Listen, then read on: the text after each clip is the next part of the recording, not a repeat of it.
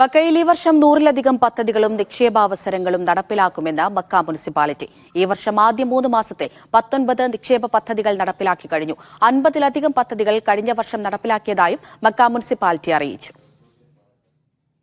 ഈ വർഷം 100-ലധികം പദ്ധതികളും നിക്ഷേപാവസരങ്ങളും നടപ്പിലാക്കാനുള്ള ഒരുക്കത്തിലാണ് മക്ക മുനിസിപ്പാലിറ്റി.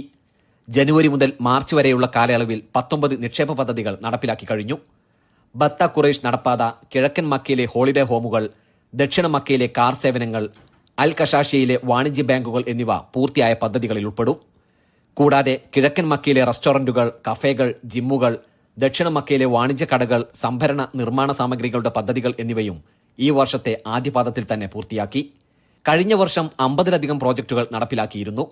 2 ലക്ഷം സ്ക്വയർ മീറ്റർ വിസ്തൃതിയിൽ നിർമ്മിച്ച കിഴക്കൻ മക്കയിലെ ഫർണിച്ചർ മാർക്കറ്റ്, 14 ലക്ഷം ചതുരശ്ര മീറ്റർ വിസ്തൃതിയിൽ നടപ്പാക്കിയ ഷുഹദ അൽവത്തൻ വികസന പദ്ധതി, ബത്ഹ ഖുറൈഷ് നടപ്പാത വികസനം, കാർ റിസർവേഷൻ ഈവന്റ് എന്നിവയായിരുന്നു കഴിഞ്ഞ വർഷം പൂർത്തിയാക്കിയ പ്രധാന പദ്ധതികൾ.